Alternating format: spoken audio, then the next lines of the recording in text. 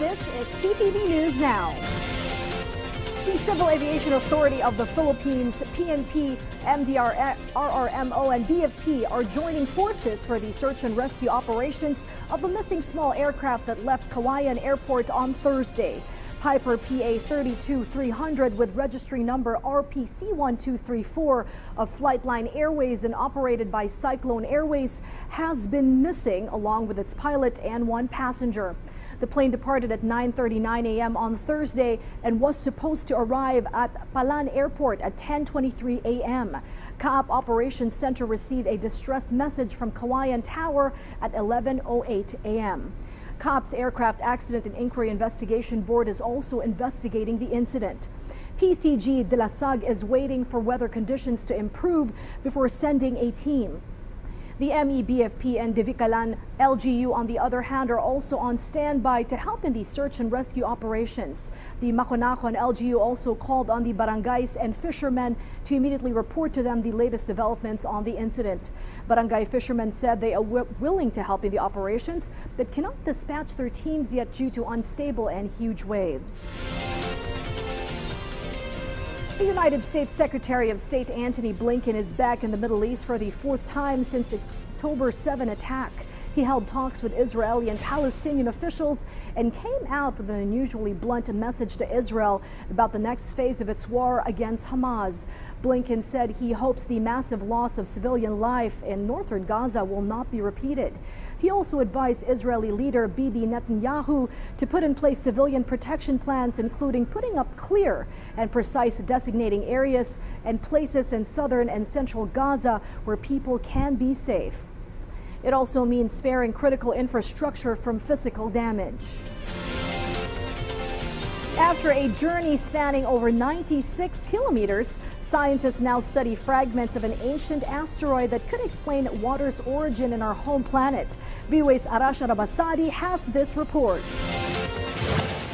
We begin this week with what could be the future for sustainable farming on Earth and in space. Paris and Los Angeles-based biotech company Interstellar Lab designed the Biopod. The company's founder says Biopod allows farmers to localize the production of common crops that would otherwise require global supply chains and therefore reduce greenhouse gases that come with long journeys. Growing vanilla, for instance, here, then this is when the Biopod makes a lot of sense. And so it reduced the CO2 impact of making the travel of the ingredients from one country to the other. We optimize the consumption of water. So compared to traditional agriculture, it's like 99% of the water is recycled and reused. We take CO2 from the atmosphere to enrich the level of CO2 inside the bubble. By stacking the units, Interstellar Lab says it can reduce the footprint for growers while providing a more efficient space to grow crops in units that go up instead of out. In collaboration with NASA, a space-based version of Biopod is scheduled for use on the moon by 2027. The Reuters news agency reporting Interstellar Lab founder Barbara Belvisi will attend the COP28 climate conference to raise interest and money for the project. When commercial production begins, each unit will sell for $350,000. In other news, the dust and fragments in these still images come from the 4.5 billion-year-old asteroid Bennu. NASA's OSIRIS-REx spacecraft collected the samples in October 2020. After a journey of more than 7 years, it landed at the Utah Test and Training Range military facility. Researchers say they found water trapped in the fragment, which may be a clue as to how water came to Earth. When the Earth formed, it probably formed really, really hot, and most of the water would have evaporated. So it could be that the Earth got its water because it was pummeled by asteroids like Bennu that provided this water to the Earth's surface.